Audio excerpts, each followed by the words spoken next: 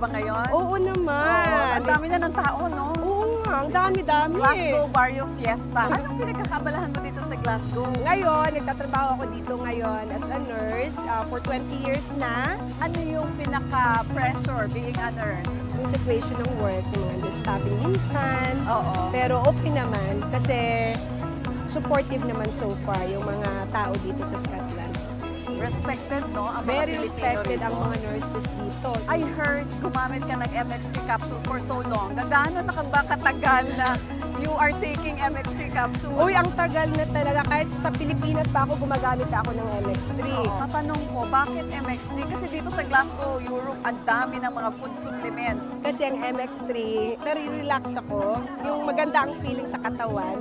Super, believe ako sa MX3. talaga. Wow, Oo. talaga ha? Kaya loyal ako dyan. Loyal ka Oo. talaga. So, marirecommend mo ba siya with fellow nurses? Yes, of course. Maraming mga nurses gumagamit din ng MX3.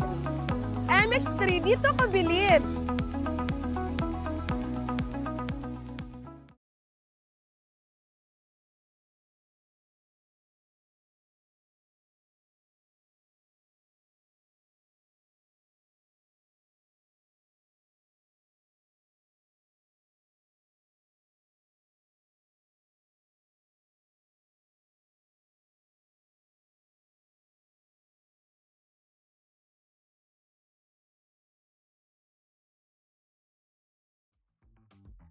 Ang pinakamakulit na girlfriend mo sa balat ng radyo. Isang magandang morning sa inyong lahat! Ako pa rin po nag-iisang girlfriend mo sa radio. My name is Lindsay. Makulit pero may puso, handang makinig sa mga kwento mo. Alam mo, feeling ko kailangan mo na siyang iwan kasi it doesn't make sense. Ang kwento sa lihim ng liham. Mahal kong Lindsay. Magandang araw po sa inyong lahat. Tawagin niyo na lamang po ako sa pangalang Che. 24 years old, single mom, at meron pong isang lalaki na hinding-hindi ko maalis sa isip ko. Nakilala ko po siya sa aming kumpanya. Meron na po siyang 2 anak at wala pang asawa. Alam mo, DJ Lindsay, napakasimple lang ng pangyayari sa aming dalawa. Nagustuhan ko siya, then in-add niya ako sa Facebook Messenger. Nag-chat kaming dalawa. Nagkagustuhan, nagkakiligan. And to make the long story short, DJ Lindsay, sa sobrang na-fall na ako sa kanya, isang gabi, bigyan na lang pong nagkayayaan. Ang tanong lang namin is, your place or my place?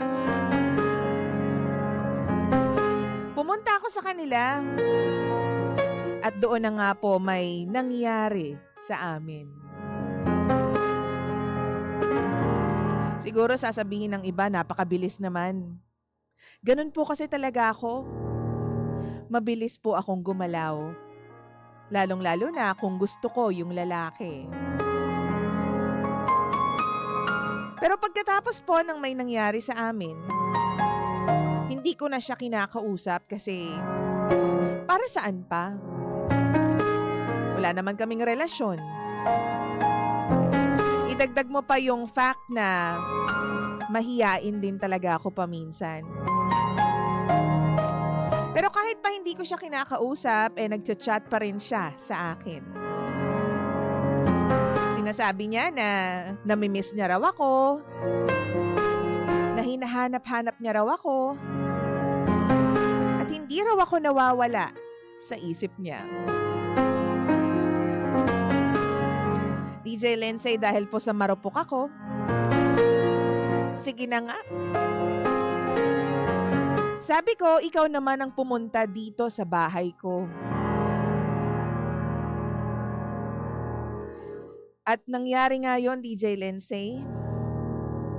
Di nagtagal, may milagro na naman po kaming ginawa ng lalaki na ito. Paulit-ulit na may nangyari sa amin at napag-usapan na rin po namin na dapat wala kaming commitment. Kumbaga dapat fubo lamang kami. Pero hindi ko alam kung bakit ako rin mismo hinahanap-hanap ko rin siya. Palagi ko siyang naiisip. Kapag hindi niya ako mini-message, kating-kati akong tawagan siya. Ramdam ko, DJ Lindsay, na nahuhulog na ako sa kanya. Sinabi ko rin naman sa kanya yun. After nung may nangyari sa amin sa bahay, hindi na siya nag-chat sa akin. Akala ko nung time na yun, hanggang doon na lang. Siguro ito na yung hinahanap ko na closure namin. Siguro one last time na yon at hindi na mauulit pa.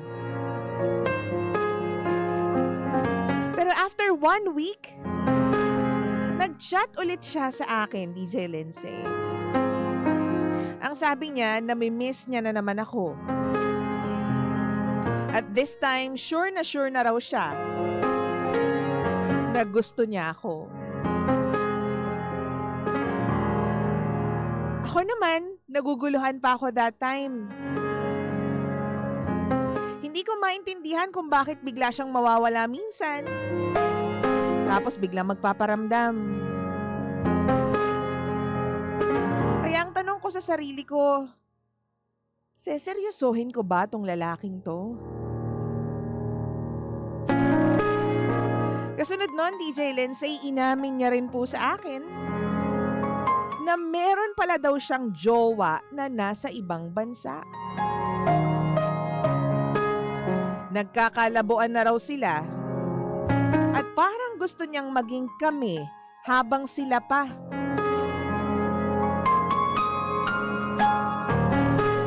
Pero ang sabi sa akin ng lalaking to, sa akin daw siya masaya, DJ Lindsay. I don't know. Feeling ko talaga ginagamit niya lang ako for his own desire. Sabi niya sa akin, hintayin ko raw siya. Kasi aayusin niya raw ang buhay niya na aminado naman siyang magulo pa sa ngayon.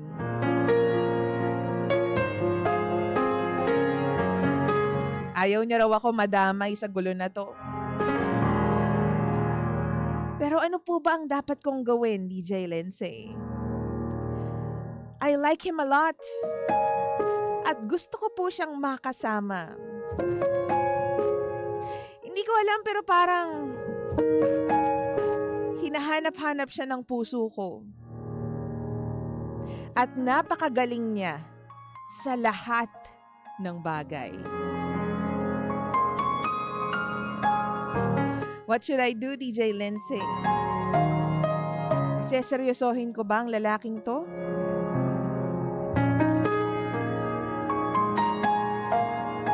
Muli, ako po si Che.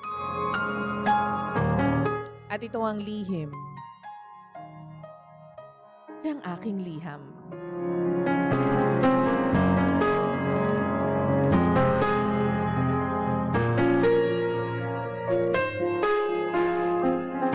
Lihim ng liham.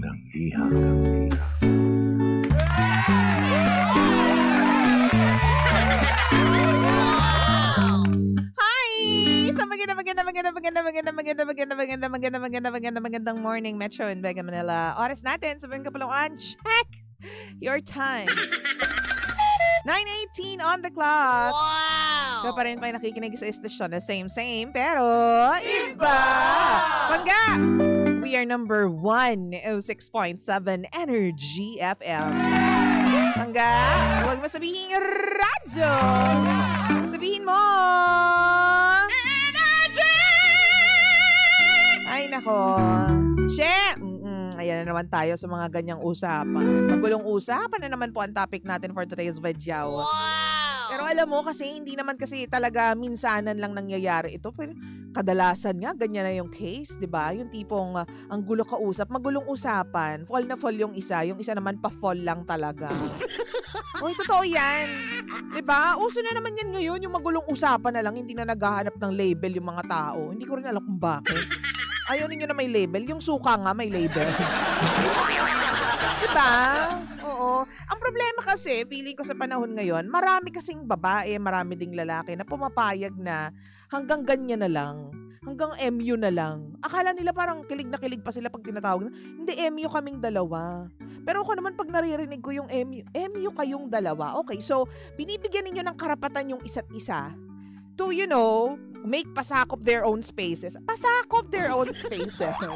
Alam mo, pinapasok mo yung mundo niya, ikaw din pinapapasok mo siya sa mundo mo, nang wala naman kasiguraduhan, nang wala namang label. Wow! Even yung may label nga nakakagawa pa ng pagkakamali, nakakagawa ng kasalanan, ng kalokohan. Yun pa kayang walang label?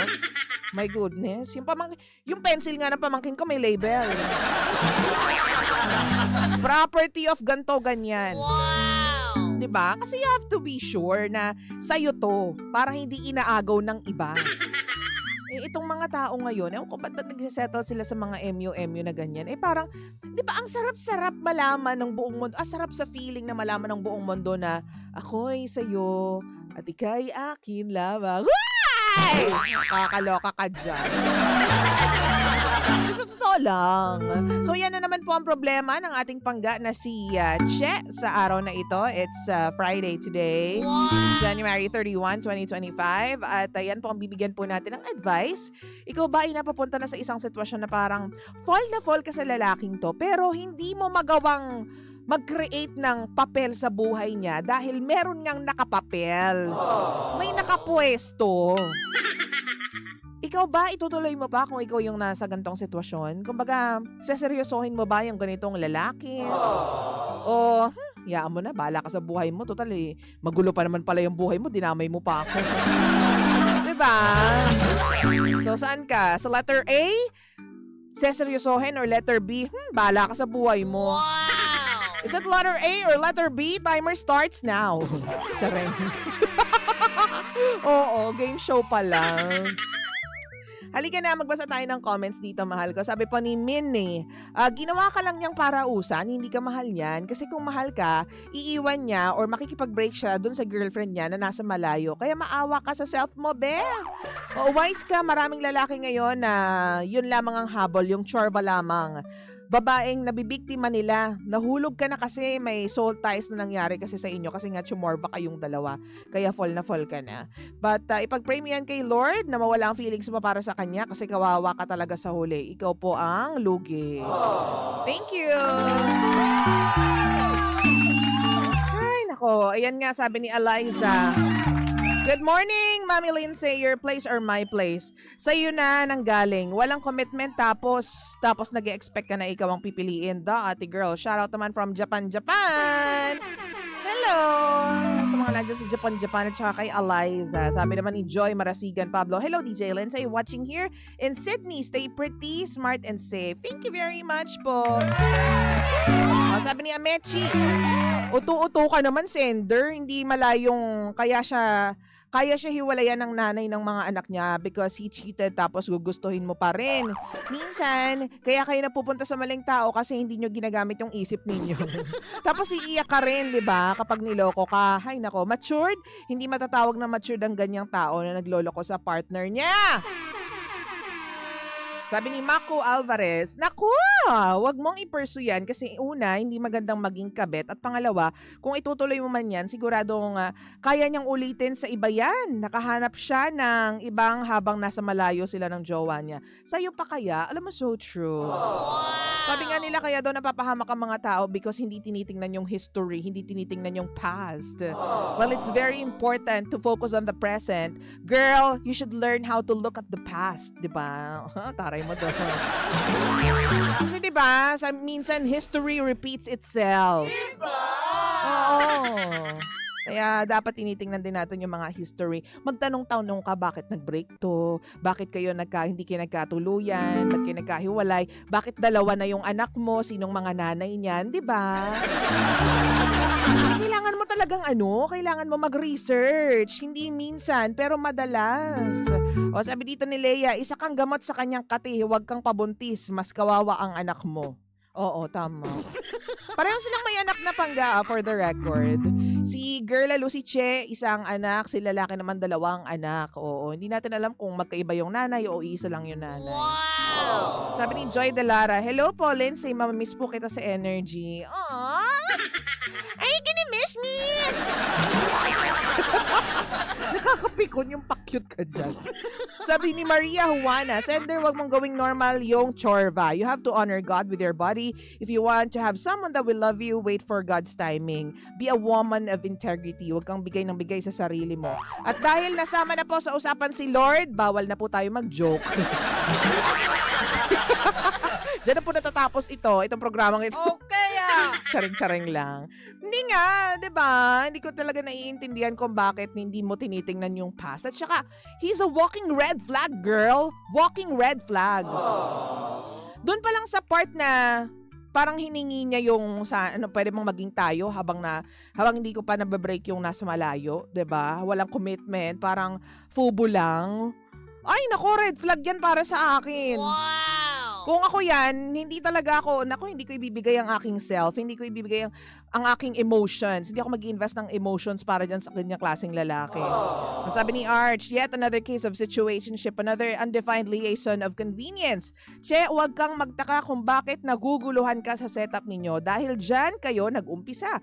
Both of you need to be serious with each other if you wish to pursue this further.